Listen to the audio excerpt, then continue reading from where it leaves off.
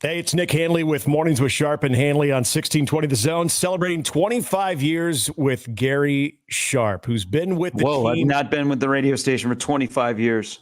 Well, there's the 20th year, but since 2013. And Jesus. I would say, hey, it's great to see you. It's great to talk with you. But yeah, this is very awkward. Yeah. So for people that are going to watch this and it's going to last forever, this is quite awkward. Because we were just together a little bit ago. I know. I want to say hey, man, how's the family? How's everything going in your life? But hey, here's the lineup for today's show. Right. Whatever you told me in the last 5 hours is pretty much okay. We'll pick up from where we left off there. Now, in all seriousness, though, 1620 The Zone is there. There are two people in the building currently right now, you and John Bishop, and I even think your story is a lot more unique and intriguing because of the fact you've seen changes. You were the launch of what we now know as 6A to 6P in the Omaha sports market with Jason Peter. And so it was always unsportsmanlike conduct. Mm-hmm. That was 3 to 6. Then that moves to 2 to 6. But until the arrival of one Gary Sharp from Florida, it began. We were we weren't actually 6A to 6P. We were 7A to 11A. True, yes. And then Nick Baugh was still there when I got there to start working with Jason and Shane. And Nick was doing 11 to 2. And then they expanded on sportsmanlike conduct. And for my first week, it was Matt Schick and Michael Severe. Right. And then for a little bit, right? Just for very brief time. And then Schick left. But when I was picking his brain about this job, he already told me he was leaving. Oh, really? Yeah. And then they made this big announcement that he was going to the afternoons. And I'm like, eh. And then a week later, he announced that he was going to ESPN. So when he said that, did you go back and be like, wait a minute, I thought you were leaving? No, because I asked him about it because I had known Matt when I was previously living in Nebraska. Matt was at Channel 7 and then he was out in Kearney. So I knew him a little bit. And of course I knew, Nick and Matt, Schick and Nick were awesome. Yeah. And, for whatever reason, the people that were upstairs at the time didn't buy into that show, which I think was a shame. And so that opened a spot in the mornings. But I was picking Matt's brain about, who Andy Ruback, the GM, was at the time, how things were going, because I was in professional baseball and I had a really good job and I was living in Florida. He gave me a lot of advice and it was just the right time. And Neil Nelkin made a phone call and I said yes, and then it continued. But Matt told me, he goes, hey, I want you to know that probably you and I won't be hanging out very much. The fam's on the way to Bristol. God, you got to love this business. So I want to take this back to even my first experience with 1620 The Zone, and that was something as many people know. Obviously, if you're watching and listening to this, Gary Sharp, not only with the mornings, but also voice of Omaha men's basketball, voice of high school football. And if there's an event going on, chances are Gary is emceeing it as well. So you're ingrained in the community. But I'll never forget there was a time in Memorial Stadium covering a state championship game, and our dear friend who unfortunately passed away not that long ago, Tom Cortor, introduces me to this very, maybe pun intended, sharp sounding guy that was hosting Sports Nightly at the time and said, this is Gary Sharp. We had a brief conversation and, I listened to Sports Nightly and your coverage with Nebraska athletics as well. So this spans back with your time with the university, but you are as local as they get when it comes to your passion here.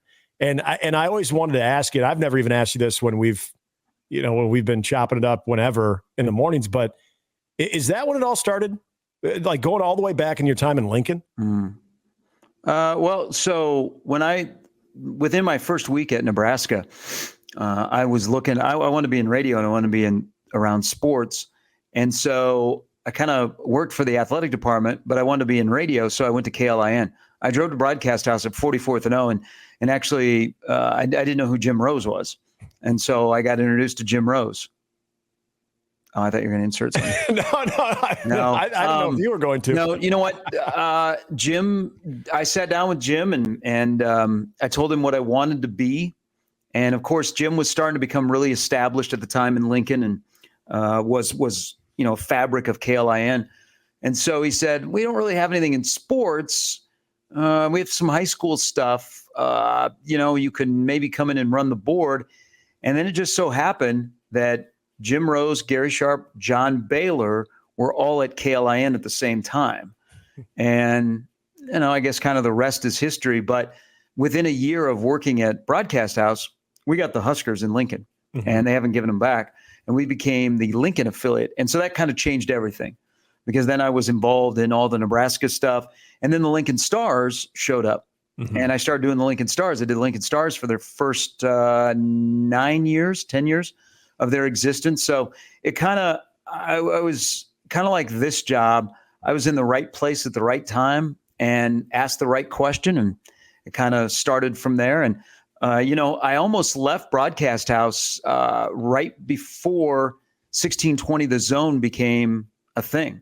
Yeah. Neil Nelkin, who I had known because Neil was at KLIN as I was coming in. He was leaving, but KCAR was an affiliate on the Husker Sports Network. So I got to know Neil, and we did a lot of stuff with him. And back then, Sports Nightly was split.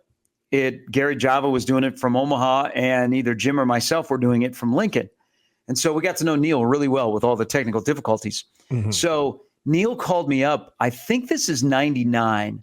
He called me up and he said, hey, I know you're doing all the Husker stuff and it sounds like you love it.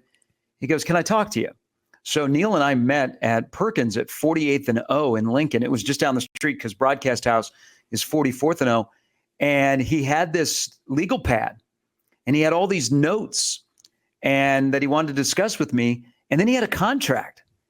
He's like, hey, he goes, I'd love to have you. We're launching a sports radio station. And I was like, let me get back to you. And he was pretty persistent, like he was the second go around when I said yes and made it back to Nebraska. But yeah, in 1999, we sat in Perkins in a corner booth. I was like petrified. I was like, somebody I know is going to walk in here and they're going to think something is up. And we talked about 1620 The Zone. So that's where I first heard about it, because at the time, we weren't really a sports talk station in Lincoln, but Sports Nightly and Sports Day Mid-America had started, which would eventually become Sports Nightly. And that was kind of really the only sports talk that was going on a daily basis until 1620 The Zone came about, and kind of the rest is history. But yeah, I could have joined 1620 a lot sooner than 2013. Would you still been here had you started? I don't know. Its launch. Because you've done some things. That's the thing that people either know about you or don't know about you. There's the things that you've done with, FGCU, Fort Myers Miracle, all the things that you've had from the baseball world. You've done national broadcasts. You're as well-rounded as it comes. But I always felt like if you started with 1620 The Zone back when it launched, would something else have just been too exciting to pass up because, pardon the flattery here, but because of your talents? Don't repeat that tomorrow morning. Clip this. I don't know. That's a good question. But, because I stayed in Lincoln and then got fired in Lincoln by Steve Peterson and Jim Rose. You don't have to edit that out. I got to move around the country and do things. I did a year of professional hockey, so I got to know the Pittsburgh Penguins, and then, ended up in Florida and worked for the Twins and FGCU and all of that stuff. I don't know. I mean, I think maybe not. I really like Omaha, and I like the radio station, and I like, and Neil was a huge part of me being involved in this. So who knows? I'm just, at this time in my life, 1620 came along at the right time. I want to get to Sharp and Betting because that was obviously a huge part of. You don't want to talk about me and Jason? That's where I want to start. Oh, okay. I wanted that. Before we get to that, I want to start first day. You show up, you're partnered with Jason Peter. You guys are on the air. How does that go? So, they would not tell me who my co-host was. Really? Yeah. So, they said, we want you. We're doing a morning show. We're going to go from 7 to 11. We got some candidates. Could be a former Husker, could be just an average Joe. Mm-hmm. And they wouldn't tell me who it was. And we got closer and closer. And where I was working in Fort Myers in baseball, our season had about a month to go in the minor league season. And I kind of needed to do some things because I also in Fort Myers was heavily involved in high school football. I was writing a weekly column in the Fort Myers News Press. I was covering games and was on TV and stuff like that. So I had to kind of make a decision, and they wouldn't tell me who my co-host was. And I was like, I'm not gonna uproot myself and move thousands of miles away back to Nebraska and not know who I'm doing a show with. So the day before they gave me a deadline about my contract, my initial contract, that's when they told me that I was doing the show with Jason Peter. And so what was your reaction? And I was like, okay. And it was a wild discussion because they're like, Jason is the next star. And, he's doing all these things. And, just talk to anybody that's been on the air with him. And you'll see that he is like the next great one. And we kind of need you to be his partner. Mm-hmm. And I was like, oh boy. So then I immediately started, I had friends in Lincoln that had worked with him. And, they said, hey, Jason is Jason, but man, Jason's learning this business and we think he's going to be really good. And so I said yes. And I left Fort Myers on a Thursday, 2-day driving, got in late on a Friday night. The next morning we had a rehearsal and showed up on Monday. It was an August Monday and walked in and there was Jason and we started the show. And that's how it launched. All right. So the length of that show, it was short-lived because obviously Jason had circumstances. Yeah. So this is what happened. And I don't blame Jason. And, we were starting, like the first month was rocky because Jason was a live wire and I hadn't been in daily radio for a while. So it took a little bit to get used to again. And, but we were starting to make strides and I could see that Jason had a lot of passion. He wanted to get better, but you never knew what he was going to say. And that was actually kind of like the fun part of it. Sure. Is like, oh my God, what's going to happen today? We were together 6-7 weeks. And, and we were getting to know each other and I think moving the show forward. And some people told me later that they just listened because it was a train wreck, because they didn't know what was going to happen. Yeah. And then, and then Jason and I would get a little combative, but then Jason would go hard after our guests. Yeah. But I could see that there was something there, but it was a Tuesday and the show ends and he looks at Shane and myself and he goes, well, guys, he goes, that's been fun. So we're thinking, hey man, we just really had a good show. Mm-hmm. See you on Wednesday. And that was it. He walked upstairs, had a discussion with the general manager. I got a text, hey, can you come see me? And I walked into the conference room and they said, Jason's done. And I was like, what? And they said, Jason has accepted a settlement from the NFL, an injury settlement that will limit his outside income. And so today was his last day. And I almost left. Like I left the building after this meeting and I was like, I'm moving back to Florida. Yeah. I am moving back to Florida.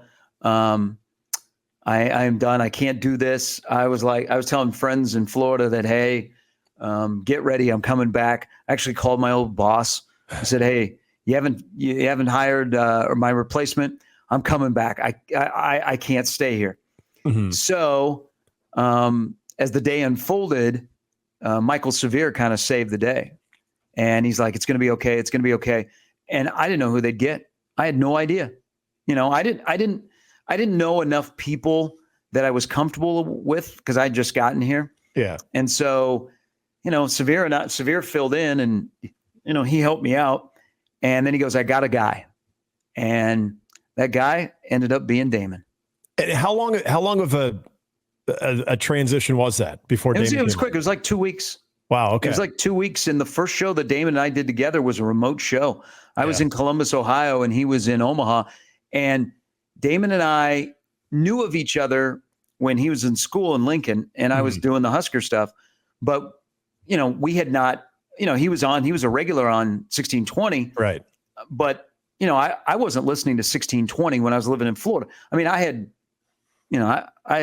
wasn't looking to come back here. I wasn't looking to get back in radio, because I was working for the Minnesota Twins and it was great. So I didn't really know Damon or his work on the radio.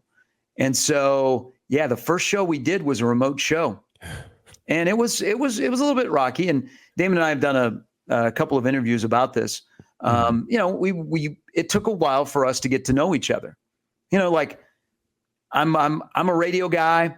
He's a former athlete who's got a ton of compassion and thoughts and opinions, that maybe I didn't agree with. And, instead of being like the analyst guy, he was a regular co-host and had to talk about his life and all that kind of stuff. Yeah. And probably the first 5 weeks of Sharp and Benning was pretty rough because we were from two different backgrounds. We were trying to get to know each other. We'd be a little bit combative. It was those first 5 weeks were I would say from my standpoint, rough, but I was like, man, this guy's a cool dude. Yeah. It just, on the air, we were just trying to figure each other out. Sure. And then there was like a week where all of a sudden things flipped, and I guess the rest was history. But yeah, I went from a stretch of Jason just quitting on a Tuesday, Michael Severe helping out a ton, finding Damon, convincing Damon that he should do full-time radio, and then Damon coming in. And there may or may not have been an incident in studio during a break where somebody threw their keys at the other person. Why do I think the keys didn't come from your hand? Say that there's a little hole in the studio on the wall. Yeah. That nobody knows what that is. Like there's a little chunk out. Yeah. Yeah. Uh-huh. Yeah. Hey, sometimes tempers run hot a bit, But that happened, and like 4 days later, it was a whole new show, and we were like the Wonder Twins. Kind of the interesting change for a moment, and it was a very brief moment too. You're doing a solo show for a little bit, during middays. So that's and then you're back. That's when we went 6A to 6P. Yeah. We had a program director who said, "Why are we starting at 7?" And so Michael came back, and we went 6A to 6P. So yeah, I did 2 years, a majority of it during the COVID stretch, solo from 10A to 2. This is where you and I have that connection of doing solo radio during COVID. Yeah. I don't think anybody understands when you're isolated. Now, this is obviously where you lean on your producer a lot too, but when you're isolated in a time that does not have sports, of trying to be able to come up with content. I don't know about you, Gary. It was looking more outward to the community, the things that you could bring more to the foreground of local businesses, because we didn't have sports to talk about. That's one of those times that I remember texting back and forth with you every now and then too, of how the hell do we do this? Yeah, it wasn't easy. That was not easy. And it wasn't easy because our situation at NRG is the hosts were not in studio. Right. So the producers had to come in and run the board, but the hosts were not in studio for about 2 months. Mm-hmm. And so you were doing it from your home, and I hated it because when you're doing a solo show, you got nobody else that's with you. It's just you and your producer. And I owe a huge debt of gratitude to George Norwood, who was my producer at the time, who moved back to Chicago. Mm-hmm. But everything that was going on in the world, George and I, we were talking about. Yeah. George's parents are Chicago cops, and there were things that were going on right here in our community that impacted him and impacted me. And I don't know. I actually thought it wasn't bad, like doing shows. I didn't struggle for content. Mm-hmm. It wasn't like, hey, let's do a list or the Mount Rushmore. It was. It was kind of, without sports, you had to challenge yourself, and doing a solo show, like you knew, it challenges to a great degree. But I actually learned a lot about myself as a talk show host during that period of doing a solo show, because you were sitting in a sterile environment. You had no idea what was going on in the outside world. You might be scared, but you've got to do 4 hours because we never stopped during COVID. We just continued on with the great unknown of what's next, if there'll be sports, hell, if we'll even be around. So 2 years solo, and then Michael left, and Damon and I got back together for a brief moment, and then Mornings with Sharp and Handley was born almost 2 years ago. I get asked this question, and I kind of laugh at it because I did mornings back in Columbus, Nebraska, but it was FM mornings, and then afternoon sports talk show with our good buddy Chris Schmidt. So my morning routine was a lot different than it is now. You've been doing this for over 10 years. Are you? When did the routine click for you? It was a transition because I was working in an industry where I would work until about 12:30 or 1 if we had a home game, and so by the time you wind down, it's 2 a.m, and you sleep until like 8, and you're back in the office like at 10 or so. So it took me probably a month. That's it to get used to it. Yeah, only about a month. Good for you. But I don't sleep. So that's the thing. I mean, of all the years that I've done mornings, everybody says, well, you got to adjust your schedule, go to bed at 9. Well, you found this out, Nick. In our business, we got to watch games. We go to games. We're doing games. Yep. Games don't end at 9. Right. And you stay up and you watch games. And so I've learned how to manage, and I'm sure I'll pay for it on the back end. I've learned how to manage my sleep schedule where maybe I slip in a nap. Yeah. I don't know how some of these people in morning radio have done it for 30 plus years. Right. I mean, that's insane because it does change your life a little bit. But there's also the nice thing of, when you and I walk out of the building at 11 in the morning, our day is essentially done. We're never done, but essentially you're done, and now you got all day to go do stuff. Yeah. Everybody's making their way into the building. It's great. Okay. So 1620 The Zone in 25 years, when you think of 25 years of this station, you think of the local angle of it, but also the brand that has now gone beyond just the state of Nebraska. And as I mentioned, you and John Bishop, current radio hosts that have been there the longest. KLIN host. And the old dream team too, throwing JB there. When you think of how long it's gone, and like you said earlier, you were basically offered a chance to be a part of the ground floor of it too, and you had other opportunity. Are you surprised that it has had the impact that it's had for this long? No, because Neil Nelkin was in charge, and he made an incredible hire in Kevin Kugler. Yeah, that's a good answer. I mean, that's a great combo to kick off a sports talk station in Omaha, Nebraska, and to reach unprecedented success, to be respected and acknowledged by your peers in state and then nationally. I mean, we're a national brand. People know, especially USC, because USC is, the host may have changed a couple of times, but it's always been on sports-like conduct. Yeah. So across the country, people know about 1620, and that's pretty cool. We're one of the heritage sports talk stations that has made it this long. There are very few. You might find them in Kansas City and Dallas, and of course, some of the older ones, some of the OGs, like the Fan in New York. Mm-hmm. But I think there's good people. I mean, we've had some extremely talented people. Look what Kevin's done. Yeah. Matt Schick left, and look what Matt's done. We just had some really, really good people that have either been full-time talk show hosts or even have been either interns or part-timers. The Lane Grindles of the world. Yep. So we've had an incredible amount of people, very talented people, that have come through the building to be on 1620. So I'm not surprised that it's lasted this long. And, I think as our radio world changes, 1620 is changing with it, and we're going to be fine.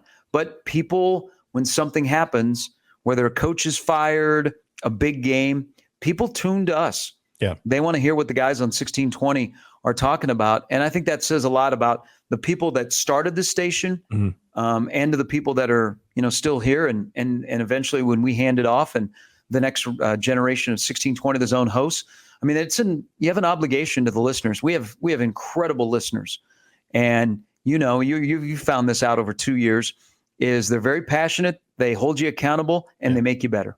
Yeah, 100%. Couldn't have said it any better. All right, to wrap this up, I don't know where this might go. I don't know if you can just lean in on one. So maybe I can give you an opportunity to give me a few if need be. The best in the time that you've been here, most memorable moment during a show would be what? And I know there's times you've shared some of these with Jimmy and myself off the air during a commercial break, but I don't know if any of them rank as the top one. So if there is something that comes to mind that encapsulates your time at 1620 The Zone, do you have that? So I'll give you two, and they're completely different. Okay. A lot of our remote shows, as you know, we attract some interesting people. Sure. So we're doing a College World Series show at Baseball Village, and where we used to be at Baseball Village, you could see the stadium. And there was a guy who appeared to be inebriated, was hanging outside of the ticket office. And that was a good about 200 yards away. Mm-hmm. So, of course, he looked like a good guy that we should put on the radio. And I stood up and on the air was hollering at him. And he heard me and he turned. And the next thing you know, here comes a guy from Louisiana. And he stumbles across the street. And, there's not a lot of people around yet because Baseball Village is not open. But he was a diehard LSU fan. And he came walking towards us. And my co-host at the time, Damon, was like, no. And this guy came up, and it was one of the more classic conversations where they drop bare bias. We couldn't understand because of his Cajun accent what he was saying. Yeah. So we had quite the conversation with this gentleman that went on for a good 20 minutes. And you had no idea what he was saying, and you thought he was like he was a mixture of Ed Orgeron, characters from Waterboy. Yeah, Farmer Friend. But we needed to talk to him. Why do I have a feeling this was all you too? Well, I mean, I thought, as far as getting his attention. Yeah. I thought there's a guy that should be on the air. That's just one of them. There's a lot more. I will tell you maybe one of the most impactful things. And this is, and Damon and I don't do a show together anymore. But he has an impact on my life, and we are friends forever. I think in radio you're raw, and there are moments you can't be a robot, and you have to open yourselves up, and people are generous enough to give their time to you, and they don't want you to be fake. And I think the people that I admire in radio are very authentic. And at the end of the day, you're not Nick Handley talk show host or Gary Sharp talk show host. You are Nick Handley, the person that has a family, married, has a son, lives in a house that's got a new roof and a fence. It's true. In the burbs. So, things that happen impact us. Mm-hmm. And I think one of the days on air that I will never forget is the day that Lawrence Phillips died. And Damon, of course, was as close as anybody to LP. I mean, they were roommates on the road. They were teammates. And, that was a rough spot. And, Damon had gone out to see him in California in prison. They had arranged some things. And then when he died, I knew we had to talk about it, but not, hey, we got to mention this, but more I had to figure out a way to talk about it and just be us. And I get people even to this day, and that's a few years. I mean, we're multiple years now. We had a moment on air, and there were a lot of tears and just emotions that were shared. And I think that's one moment that I'll never forget, is that when Damon kind of let me know about Lawrence Phillips and his life and how much he meant, and that he was more than a number in the California penal system or wearing number 1 at Nebraska or whatever he had in the NFL. And, those moments, it's the funny moments that we will remember, but I think it's those moments where, we've cried with listeners on air. Mm-hmm. We've laughed with listeners. We cheered with listeners. We've been angry with listeners. So those are just 2 moments that come to mind that kind of encompass what we do. And then the connection that 1620 has to everybody, whether they're a Nebraska fan, a Creighton fan, Omaha fan, or they live in Omaha, Nebraska, and they've invested in our radio station. And I think that's, at the end of the day, the biggest takeaway for me is working there is people we're friends to people that you would never know. Yeah. I was recently at an event and I happened to be talking, and this guy recognized my voice, and he came up and he goes, "Man, when I was going to school and I was with my dad listens to you all the time. I was in the car and I listened to you, and now I finally get to meet you." And I was like, wow, okay, you were a kid going to school. Either that says I'm old or I've been at the radio station way too long. But this. Yeah. People are the connection that we have, and there's no I will say there's no greater connection in radio in Omaha than what 1620 has with their listeners. And I think we're all fortunate to be part of that. Yeah, that's and Gary, you do it about as good as anybody. I can honestly say that. Not even just working alongside with you. Clip it. But yes, all that. Yeah. Hey, I'd say this has been great. Boy, I hope we can do this again. Well, we'll just talk to you in a few hours then, huh? How's that sound? Yeah. We have to do an extended podcast because I have more stories that are crazy. I know. I feel like this, especially some of the things that you've shared, again, during commercial breaks, there's maybe some unfiltered stuff that could make its way on this thing. Gary, great stuff, man. Appreciate it. Have a good Thank you. You're part of 1620 as well as a Yingling, and then now as a vet. Yes. It's been fun. It's been fun being next to you too. So we will do this again in a few hours. How about that? To hear more stories and memories from the last 25 years, go to 1620thezone.com/25 years. All right, my man, get out of here. Go do some good high school football stuff. We'll talk to you soon. Thank you.